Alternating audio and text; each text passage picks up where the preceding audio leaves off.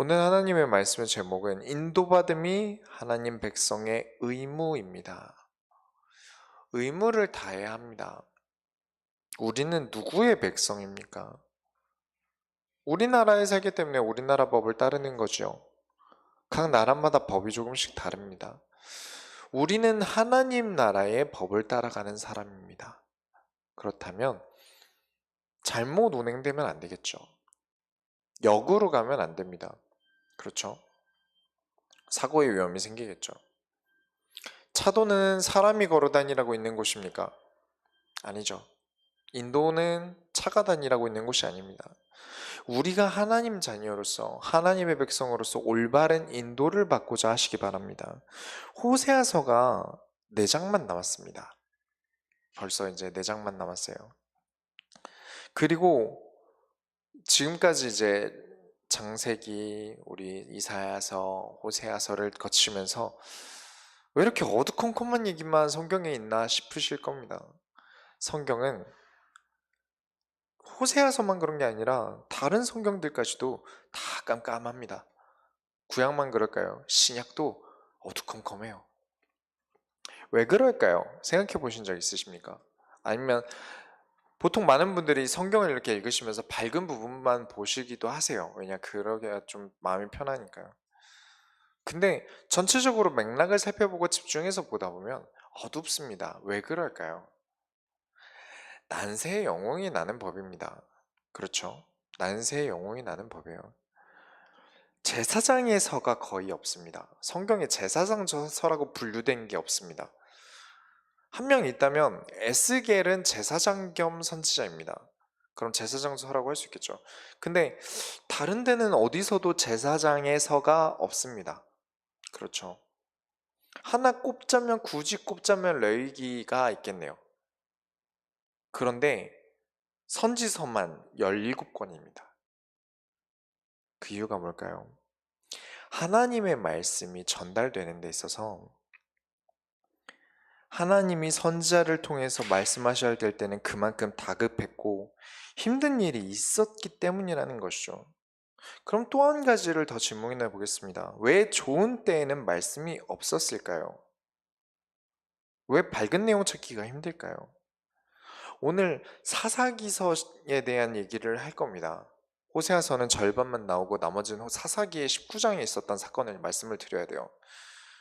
어쩔 수 없이 사사기서를 얘기하겠지만 역사가 반복이 됩니다.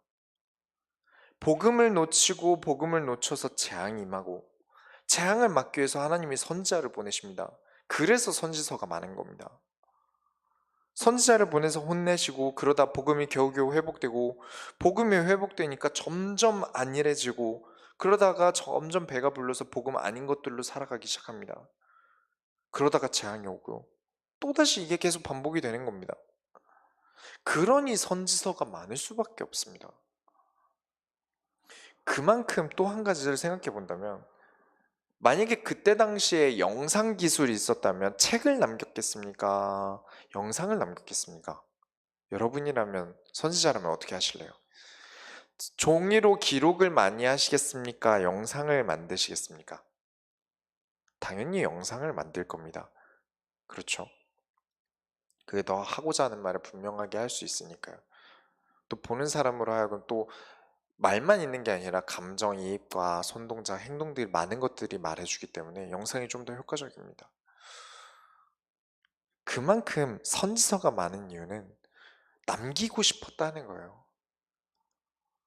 남기는 게 선지자들이 남긴 책입니까? 아니죠. 선지자들이 한 말씀을 옮긴 책입니다.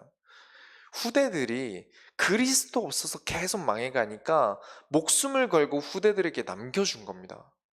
이 성경을 우리가 받기까지 그리스도 놓치면 망한다. 이 말을 하기 위해서 계속해서 남겨온 게 선지서라는 겁니다.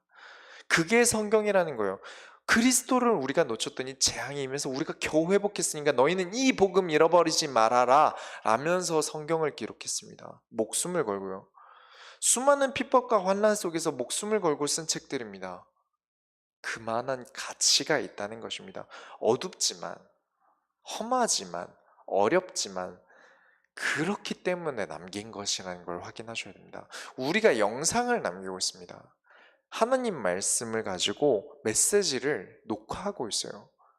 왜일까요? 가장 첫 번째, 가장 중요한 이유는 우리 교회 성도들이 듣게 하기 위해서입니다. 당연히 그 우선순위가 빠지면 안 되죠. 그 다음에 중요한 이유는 저 역시도 생을 걸고 하나님의 말씀을 가지고 많은 이들로 하여금 그리스도로 살아가지 않으면 절대 안 된다라는 말을 하고 싶은 것입니다. 성경에 기록되어 있는 모든 자들이 했던 그 믿음을, 믿음의 손주들이 가지고 있었던 그 믿음을 저도 이어가고자 합니다. 그리고 우리 소원교회도 그 역할에 동참하시기 바랍니다. 여러분이 없으면 저는 이 설교를 할 수가 없어요. 그렇죠. 제가 설교할 일이 있겠습니까? 저 혼자 성경 보고 메시지 볼 거예요. 하지만 성도들이 있고 말씀을 듣는 자들이 있기 때문에 이 모든 게 가능한 겁니다.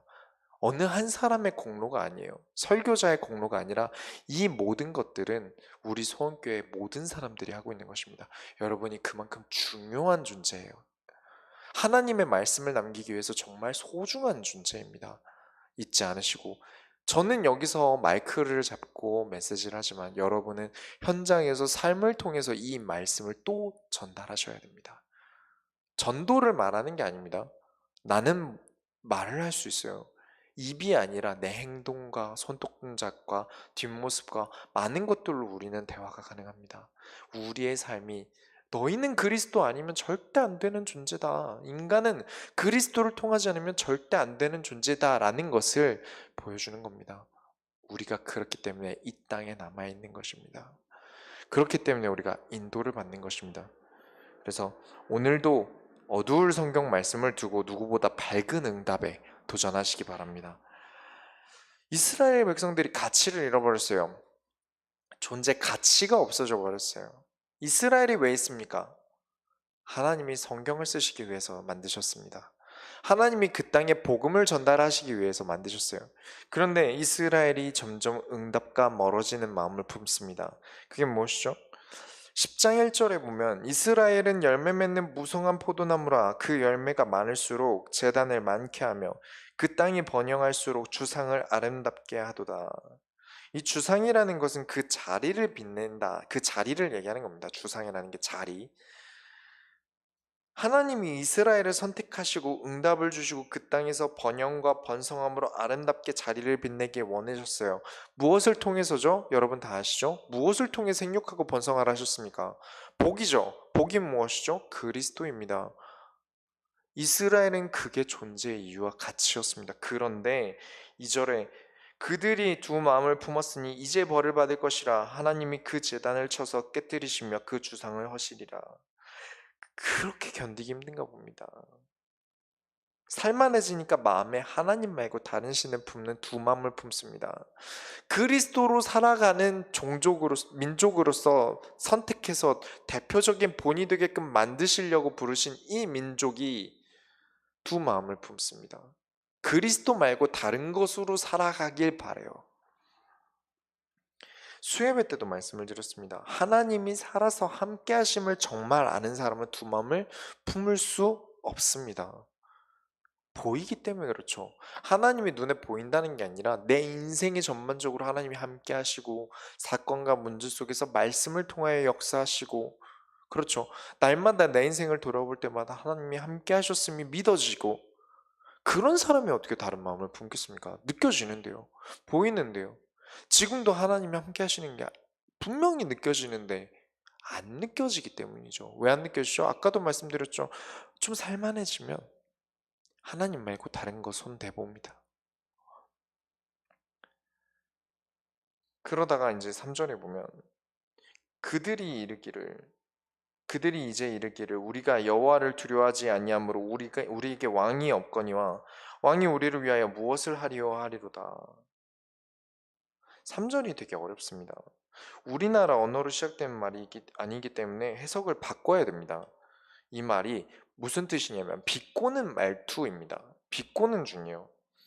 이 나라가 그러니까 하나님이 멸망과 재앙 속에 역사하신 이후에 이 나라 백성들이 하는 말이 하나님을 두려워하지 않으니까 왕이 무슨 소용이냐? 이제 왕 없다. 이 재앙 앞에서 왕은 아무 소용도 없다라는 비꼬는 말을 하나님이 하신 거예요. 그만큼 지도자와 백성들의 우상 숭배의 결과는 그만큼 몰아쳐 올 거를 말씀을 드리는 겁니다. 두 마음을 품는 것은 응답과 멀어지는 마음입니다. 아니, 하나님만 생각하면서 세상을 어떻게 살아갑니까? 그럼 교회 와서 살라는 거 아닙니까? 이렇게 또 극단적으로 알아들으시는 분들이 계시는데 그게 아니죠. 그리스도를 통해서 무엇인지 볼 수 있습니다. 이 세상 천지 만물을 지으신 하나님을 통하여 모든 것을 확인할 수 있어요. 이 세상의 모든 일들을 헤쳐나갈 수 있어요. 다른 마음입니까? 아니죠. 눈이 바뀐 겁니다. 겪는 내 생각이 완전히 바뀌어버린 겁니다. 그걸 어떻게 두 가지라고 말할 수 있겠습니까? 그렇게 되니까 어떻게 됩니까? 베델에서 하나님이 떠나십니다.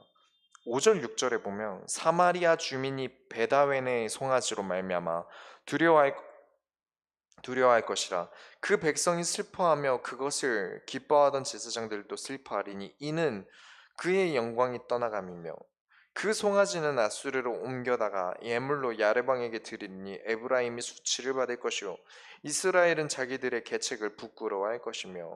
이 베다웬이 어디냐면 베델에 있는 지역 이름입니다. 베델 뜻이 혹시 무슨 뜻인지 기억하십니까? 우리가 야곱 얘기하면서 지나갔습니다. 하나님의 집이라는 뜻이 베델입니다. 하나님의 영광이 베델에서 떠나갔다는 건 아주 중요한 상징적 의미를 가지고 있는 겁니다. 하나님의 집인데 하나님이 안 계세요. 말이 됩니까? 그렇죠. 하나님의 집인데 하나님의 영광이 거기 머물지 않으세요. 왜냐? 송아지 우상을 세우는 겁니다. 하나님의 집에 송아지 우상을 세워놓은 겁니다. 말이 됩니까? 그럴 순 없습니다. 근데 이스라엘 백성들이 그런 짓을 합니다. 지도자들이 그런 두 마음을 품어요. 하나님의 집에 하나님도 섬기고 하나님의 집에 송아지 우상도 만들어 놓고 두 마음을 품습니다. 그 우상 때문에 재앙들이 밀려오고 그렇게 되니까 방금 읽은 성경 구절대로 슬퍼할 일이 생길 것입니다. 제사장들은 후회할 일들이 생길 것입니다. 막았어야 되는데 권력이랑 정치 때문에 내가 이득 보고 손해보는 것 때문에 막지 못했다, 막았어야 되는데 하고 후회할 것입니다. 제사장들이 하는 일이 뭡니까? 하나님의 말씀 지키는 것 아닙니까? 아는데 아는데 그래도 내가 살아남기 위해서 많은 것들을 해오다가 후회할 것입니다. 그리고 조롱당할 것입니다. 너 하나님의 백성이라며? 네가 무슨 하나님의 백성이야? 넌 송아지 백성이야 이러면서 무시당할 겁니다. 조롱거리가 되고 수치가 되고 부끄러워할 것입니다. 하나님의 집이 아니라 송아지 집이네. 베델은 얼마나 수치스럽습니까? 전능하신 여호와가 아니라 자만방울 송아지가 거기 있네 하고 비난을 받을 것입니다. 그렇죠. 그렇기 때문에 우리는 무엇을 해야 됩니까? 날마다 하나님의 인도를 받아야 됩니다. 지금 읽은 이스라엘의 하나님의 자녀들이 왜 후회를 하겠습니까? 단순히 우상 세운 것 때문에요? 물론 그것도 맞겠습니다. 그러나 하나님이 우상을 세우라 하신 적이 있으십니까? 애초에 하나님의 인도를 받질 않아요. 하나님이 원하지 않는 행동을 하는 건 항상 문제가 됩니다. 내가 좌로 가길 원하는데 하나님은 내가 좌로 가길 원하는데 내가 우로 가버리고 내가 앞으로 가길 원하시는데 내 맘대로 뒤로 가고 이걸 진짜 움직이고 좌로 가고 우로 가고 이 얘기를 드리는 게 아닙니다. 그렇게 되면 숨 막혀서 살 수가 없어요. 그쵸? 내일 반찬은 뭐지? 하나님 응답 주세요. 그러다가 하나님 응답을 안 주셨어. 내일은 굶자. 이러면 안 됩니다. 그런 말이 아니라 내가 사건과 모든 중요한 일마다 하나님과 소통이 되느냐는 거죠. 그런데 그게 안 됩니다. 그러니 후회가 되는 겁니다. 인도받지 않는 모든 것들은 틀어지고 실수가 됩니다. 내 인생에 오는 모든 수치는 내가 하나님께 인도받지 않고 내 생각대로 하게 되면 반드시 수치스러운 일이 일어납니다. 재밌는 게 제가 노래도 좀 가르쳐 봤지 않습니까? 노래를 가르치는데 노래는 몸과 관련된 게 좀 있어요. 왜냐면 몸이 아끼지 않습니까? 그러다 보니까 모든 게 중요해요. 뼈의 굵기가 되게 중요하고요. 근육의 양, 이런 것도 되게 중요하고요. 뭐 눈의 크기, 목의 길이 이런 것들이 되게 많은 것들을 좌우합니다. 근데 몸을 쓰는데 근육을 쓴다는 게 왜 중요하냐면 그만큼 좋은 노래는 몸이 힘들어야 됩니다. 좋은 노래는 몸이 힘들어야 돼요. 근데 인간은 자체적으로 힘든 걸 정말 하기 싫어요. 몸이 힘들면 무조건 나쁘다고 생각하고요. 이렇게 말고도 좋은 편한 방법이 있을 거라면서 맨날 연습 안 해오고요. 운동을 시키면 그날만 하고요. 인도받는 거 힘듭니다. 성경이 이렇게 어두컴컴할 만큼 어려운 일들도 많고요. 해석하기 힘든 일들도 정말 많습니다. 그래서 인도받음을 피합니까? 그래서 수치를 당하는 것입니다. 차라리 이게 더 편합니다. 엄밀히 진짜 내가 말씀을 선택하고 인도받는 게 내가 당장 힘들 수 있지만 내 인생의 험한 인생을 살지 않기 위해서 지금 이게 훨씬 나은 겁니다. 근데 이스라엘 백성들은 좀 살만해지니까 험한 인생 살지 않을 것 같으니까 말씀을 선택하지 않습니다. 하나님이 싫어할 짓인지 아닌지도 구분할 생각조차 하지 않습니다. 그러니까 수치를 당하죠. 그리스도인이라며 그냥 똥통이네. 네가 무슨 그리스도인이냐? 지금 시대는 어떻습니까? 기독교는 개독교가 된 지 오래입니다. 그렇죠. 뉴스의 사건 사고 중에 절에서 사고가 나서 뉴스에 뜨는 거 본 적 있으십니까? 물론 있긴 합니다. 많습니까? 천주교가 많습니까? 아니요. 기독교가 제일 많습니다. 그것이 알고 싶다 같은 데서 제일 많이 나오는 게 기독교입니다. 지금 시대가 그렇습니다. 이게 앞으로 올 문제가 아닙니다. 지금 이 시대에도 기독교는 항상 수치를 당해요. 왜냐? 하나님의 말씀을 따라가지 않고, 언약을 따라가지 않고, 하나님이 좋아하실 것을 따라가지 않고, 날마다 누군가의 이익과 누군가의 의도에 의해서 살아갑니다. 아니죠. 우리는 그리스도를 통하여, 그리스도를 통하여 되어지는 교회가 되길 바랍니다.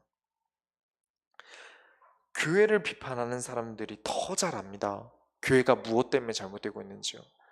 성경 가지고 말하지 않지 않냐? 라면서 대놓고 따집니다. 왜냐? 그 사람들은 싸워 이기기 위해서 근거를 가져와요. 교회를 비판하기 위해서 변호사들이 성경을 공부합니다. 요즘 그렇게 로펌들이 공부를 한대요. 성경 공부를 따로 한답니다. 왜냐? 교회 내에서 정치 문제 때문에 법원에서 열리는 법원들이 진짜 많기 때문에 그래요. 그러니까 교회는 성경대로 가야죠. 성경대로 하지 않았기 때문에 패배합니다. 우리는 성경대로 가야 됩니다. 우리 소원교회는 날마다 하나님의 소원을 따라 인도받아야 합니다.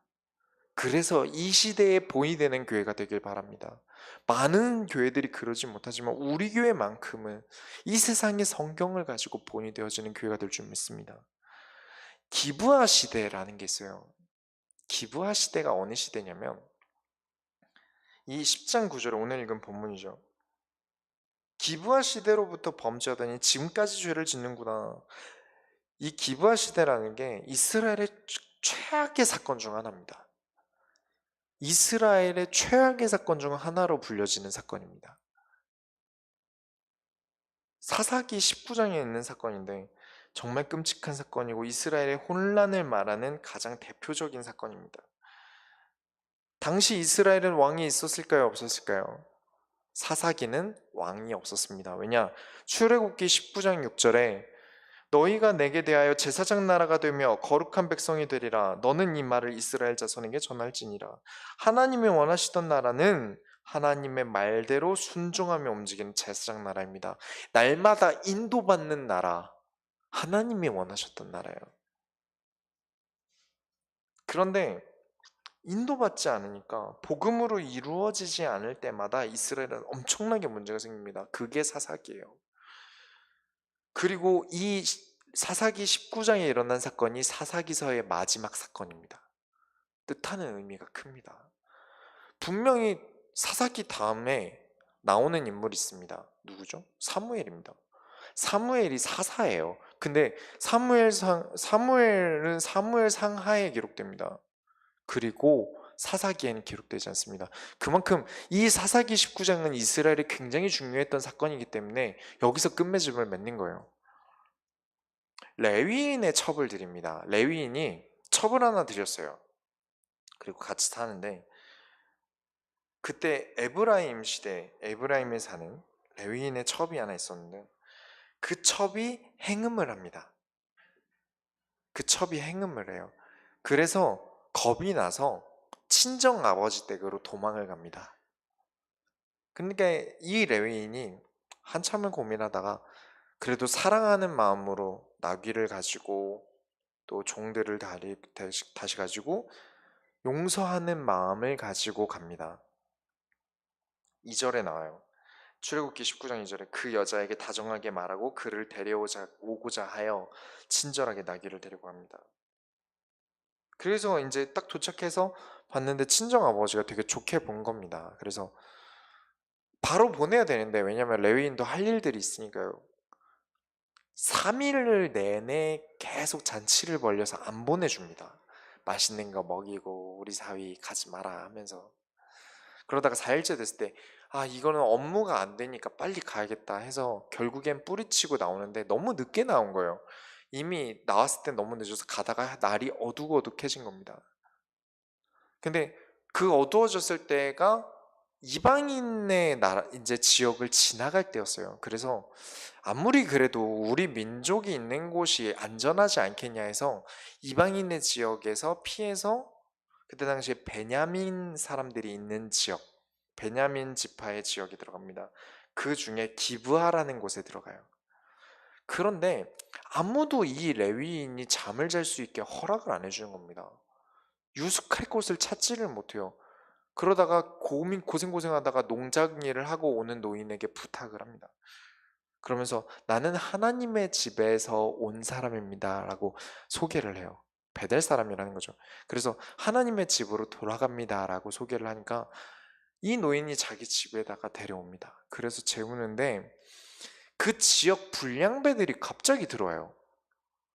이 지역 불량배들이 갑자기 들어와서 그 레위인을 끌어내라고 합니다. 왜 집에 유숙을 안 시켰을까요? 알만한 거죠. 분명히 문제가 있었던 거예요. 쳐들어와가지고 그 레위인을 가지고 데리고 나와라. 우리가 그 레위인과 관계를 맺겠다 그럽니다. 동성연애입니다. 남자 불량배들이 와가지고 어떤 여자를 데려오라는 게 아니라 레위인을 데려오라고 합니다. 그래서 노인이 말리죠. 하나님의 집에서 왔다고 하고 다른 민족 사람이기 때문에 더 큰 문제가 될 수 있으니까 돌아가라는데 이 노인도 실수를 합니다. 뭐라 하냐면 내 딸과 이 남자의 첩을 내가 줄 테니까 너네 좋을 대로 맘대로 해라 이럽니다. 그러면서 말려요. 이거와 똑같은 사건이 어디 있었죠? 기억하시죠? 소돔과 고모라에서 있었던 사건입니다. 똑같은 일이 벌어졌어요. 그런데 하도 이 사람이 힘으로 밀고 들어오니까 이 노인이 이 첩을 밖으로 던져버립니다. 그리고 문을 닫아버려요. 그리고 밤새도록 몹쓸 일을 당한 다음에 그 자리에서 죽습니다. 그 첩이 그 자리에서 죽어요. 그것을 보고 레위인이 너무 화가 나서 나는 내 민족을 믿어서 이방인의 집에서 유숙하지 않고 민족이 있는 곳에 왔는데 이런 일을 당했다 하는데 그때 당시에 정치도 없고요. 왕도 없고 어떤 본부가 없으니까 어떤 법이 없으니까 어떻게 해결할 방법이 없는 겁니다. 그래서 이 첩을 12조각으로 잘라버립니다. 시체를 12조각을 내요. 그런 다음에 각 지파마다 보냅니다. 서신을 써서요. 이런 일이 일어났다. 그래서 각 지파에 있는 사람들이 다 모입니다. 그 기브아라는 지역에 다 모여요. 그러고 나서 우리가 이 지역에 가서 불량배들을 끌어내자 했는데 베냐민 지파들이 11지파, 베냐민 지파를 제외한 11지파들이 그 불량배 끌어내라 우리가 그들을 죽일 것이다 합니다. 그랬더니 그 베냐민 지파가 뭐라고 하는지 아십니까? 우리는 안 내어줄 거다 합니다. 그래서 11지파 베냐민 지파가 전쟁을 하는데 베냐민 지파가 무슨 준비를 그렇게 해놨는지 11지파와 막상막하로 싸웁니다. 그때까지 아무도 하나님을 찾지 않다가 누군가가 하나님께 질문합니다. 어떻게 해야 우리가 이길 수 있을까요? 그때 하나님이 너희가 이길 것이다 하면서 지혜를 주십니다. 그래서 베냐민 지파가 패배하고 베냐민 지파가 멸망 직전까지 됐는데 하나님께 용서를 구해서 겨우 살아납니다. 그런 사건이 있었던 게 지금 이 기브아 시대인데 호세아서랑 이 사사기 시대는 몇백 년이 지난 사건입니다. 그런데 지금도 똑같다는 겁니다. 왜 그러냐면 해석을 해보겠습니다. 이 사사기서 맨 마지막에 이 사건을 종결지으면서 25절에 그때 이스라엘의 왕이 없으므로 사람이 각기 자기의 소견대로 옳은 대로 행하였더라 라고 합니다. 원래대로면 어떻게 해야 됩니까? 해석을 해보자면 인간은 누구나 평등합니다. 때에 따라서 다르죠. 완전히 평등할 수는 없습니다. 교회에서 다르고요. 가정에서 다르고 각자의 역할과 왔을 때 하는 일이 다르기 때문에 모든 게 평등하다라고 말할 수가 없어요. 하나님이 우리에게 주신 평등은 구원에 대한 기회의 평등입니다. 그렇죠. 그리고 이 그리스도를 누리는 복음을 누리는 평등입니다. 레위인의 첩이 아까 행음하는 죄를 범했다 하지 않습니까? 그리고 베델에 있는 사람이라면 율법이 굉장히 중요한 지파 아닙니까? 근데 행음을 했어요. 그럼 율법대로면 어떻게 해야 됩니까? 돌로 쳐서 죽여야 됩니다. 그런데 용서하면서 율법을 어기면서까지 데려옵니다. 그렇죠. 잘한 겁니다. 잘한 겁니다. 왜냐면 그 순간순간에 인도받기 위해서 노력했었던 사람이기 때문에 율법이 중요한데도 불구하고 지금 생명이 더 중요하고 그 죄를 용서하고 그 죄에 대한 값을 치르겠다고 간 거기 때문에 갔는데 거기서부터가 꼬인 겁니다. 인도를 아무도 받지 않아요. 내가 지금 이 사건을 두고 하나님이 나에게 무슨 계획이 있지? 고민하지도 않고요. 가서 노인이 붙잡고 있으니까 잡고 있는 노인이나 가야 되는 사위나 고민을 하지 않습니다. 그냥 그 자리에서 즐겁게 먹고 마시고 인도를 아무도 안 받아요. 그러다가 늦게 가버리고 그 순간에도 하나님이 무엇을 원하실까? 어디서 유숙하길 원하실까? 계획을 찾아야 되는데 찾지는 않습니다. 아무도 그 집에서 재워주질 않는데 그럼 뭔가 이유가 있지 않겠는가 생각해야 되는데 고민하지 않고 어떻게든 자려고 하다가 이런 봉변을 당합니다. 거기다가 죄를 짓는다는 것은요. 한 성읍에 불량배가 나타나면 어떻게 하라고 했습니까? 그 성읍이 책임지고 그 불량배를 처리하라고 합니다. 근데 만약에 그 성읍이 불량배를 책임지지 못하면 그 지파가 그 성읍을 없애버리고 멸망시켜야 됩니다. 그 지파가 그 역할을 못하면 모든 지파들이 그 지파를 멸망시켜야 됩니다. 그게 원래대로의 율법이고 하나님이 모세에게 명령하신 법이에요. 이건 율법과 제외적으로 따로 하나님이 신명기에 또 거론하신 거예요. 그렇다면 이 일에 대해서 아무도 고민하지 않고 왕도 없고 정치적인 것도 없고 말씀에 대한 정리도 없으니까 나라가 계속 혼란이 있는 겁니다. 나라도 인도를 받지 않고 성읍도 인도를 받지 않아요. 그런데 이 베냐민 지파가 이 불량배들을 왜 끄집어내지 않았을까요? 데려오라고 했을 때. 이 불량배들이 나라에서 큰 일을 하는 사람인 겁니다. 이 지파에서 뭔가 역할을 가지고 있는 지도자급이라서 그래요. 아무도 못 건드는 사람이기 때문에 베냐민 지파 사람들이 외부인을 자기 집에 들여보내지 않은 겁니다. 그만큼 높은 사람들이 이런 짓을 하고 다녔으니까요. 무엇을 느끼십니까? 인도받지 않습니다. 그래서 마지막에 이스라엘의 왕이 없으므로 사람이 각기 자기의 소견대로 옳은 대로 행하였더라라고 씁니다. 왕이 없어서라고 생각했어요. 그런데 아니죠. 오늘 보니까 왕이 있어도 소용이 없어요. 우리의 진짜 왕이 누구셔야 됩니까? 하나님입니다. 인도받지 않는 죄 큽니다. 진짜 왕이 누굽니까? 우리를 진짜 주관하시는 분이 누구십니까? 그리스도시죠. 참 왕 아닙니까? 그런데 육신에 보이는 왕이 생기면 이런 문제가 없을 줄 알았겠지만 똑같습니다. 그 범죄는 지금도 계속됩니다. 그래서 여러분 내 말씀이 내가 내 생각대로 하는 건 절대 올바른 게 아닙니다. 내 소견대로 행동하는 건 절대 바른 행동이 아닙니다. 왜냐? 우리는 하나님의 소견대로 살아갑니다. 그렇기 때문에 이런 문제가 생긴 겁니다. 작은 문제들 같아 보이지 않습니까? 우리가 작은 문제라고 생각하는 것들이 내가 인도받지 않았을 때 이만큼 큰 문제로 번질 수 있습니다. 그렇죠? 내가 정말 별일 아닌 문제라고 생각하는 것들 중에 인도를 받지 못했기 때문에 지금 이 사건도 그렇게 해서 커진 문제입니다. 그래서 이스라엘의 대표적인 상징적인 문제로 항상 거론됩니다. 여러분, 이것을 가지고 결론을 내겠습니다. 여러분은 주인 되신 하나님의 인도를 받으시기 바랍니다. 항상 절대적으로 놓치면 안 됩니다. 모든 선택과 방법은 나에게로 시작하는 게 아닙니다. 성경을 읽을 때 제가 어떻게 읽으라고 꼭 말씀을 드렸습니까? 첫 번째로는 그리스도를 찾아내라고. 두 번째는 하나님이 하고 싶은 말, 하나님의 입장으로 들으라고. 세 번째가 무엇이었습니까? 내 입장에 빗대어서 감정에 입혀서 읽지 말라고 말씀드렸습니다. 왜냐? 만약에 하나님이 나를 내 죄 때문에 하나님이 나를 구원 안 하시면 어떡하지? 하나님이 나를 떠나시면 어떡하지? 내가 지옥에 가면 어떡하지? 라는 눈으로 성경을 보면 그것밖에 안 보입니다. 죄밖에 안 보여요. 멸망길과 하나님을 떠나서 멸망하는 이스라엘을 보면서 구원을 내가 못 받을 수 있겠구나라는 생각이 들어버리게 돼버립니다.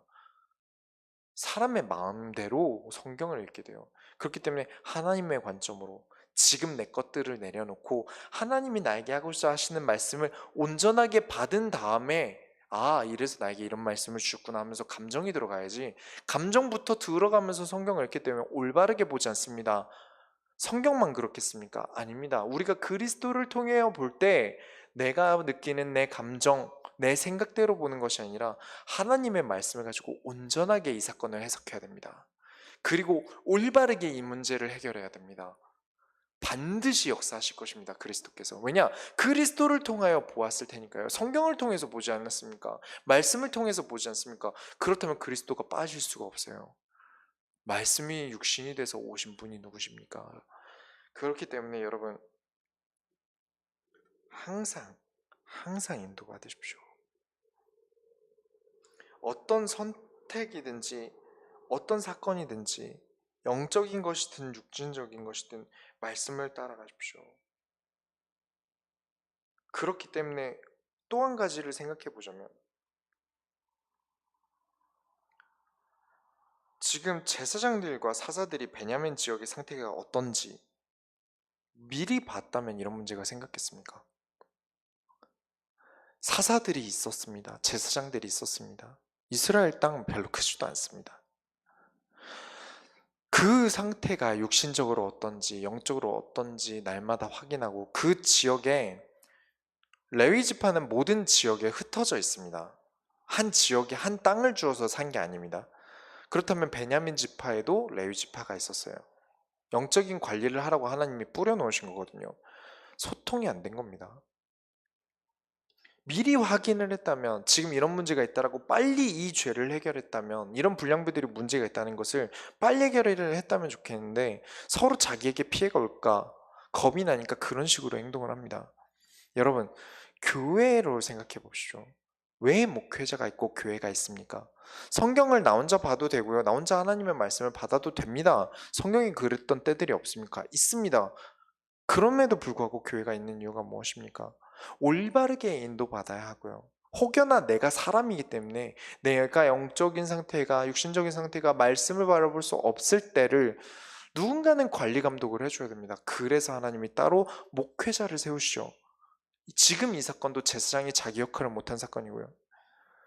우리가, 교회가, 성도가 올바르게 운영되고 교회가 복음 때문에 올바르게 진행되려면 항상 목회자라는 사실, 목회자가 무엇인지 목회자부터 깨달아야 하고, 성도들이 목회자를 볼 때 항상 말씀을 가지고 소통하시기 바랍니다. 그래서 만든 거예요. 대표 기도가 있는 날에는 오전에 오셔서 같이 얘기도 나누고 그래야 되는 게 제가 알아야 되기 때문에 그렇습니다. 저도 계속해서 올바른 사실을 보기 위해서 성도들과 소통할 것이고요. 성도분들도 항상 어떤 일이 있든지 목회자와 소통하고 얘기를 나누면서 우리가 정말 성경적인 교회로서 올바른 방향을 찾아갑시다. 더 큰 문제가 생기기 전에 빨리 인도받을 수 있게끔 제가 어떻게든 돕겠습니다. 말씀을 가지고 항상 인도받도록 하겠습니다. 그렇기 때문에 우리가 날마다 올바른 교회, 하나님의 소원을 이루는 참된 교회가 될 줄 믿습니다. 우리가 하나님의 소원을 이루어드립시다. 기도하겠습니다. 하나님 감사합니다. 어둡지만, 어렵지만 이 사건을 통해 밝은 응답을 향해 나아갑니다. 이 말씀을 보고 혹은 지금 우리의 삶이 어두웠다 할지라도 하나님이 믿음의 선조들을 통해 주신 이 말씀을 가지고 우리는 이 어두운 세대를 지나지 않도록 항상 복음을 가지고 가장 밝으신 하나님이 빛이 되시는 인생을 걸어가도록 하여 주옵소서. 비록 좁은 길이지만, 비록 순교자의 길은 좁은 길이지만, 어려운 길이지만 이 길 속에서 날마다 승리할 줄 믿습니다. 우리로 하여금 올바른 길을 가게 하여 주옵소서. 날마다 인도받는 소원교회 성도들이 되도록 하나님 역사하여 주옵소서. 예수 그리스도의 이름으로 기도드렸습니다. 아멘.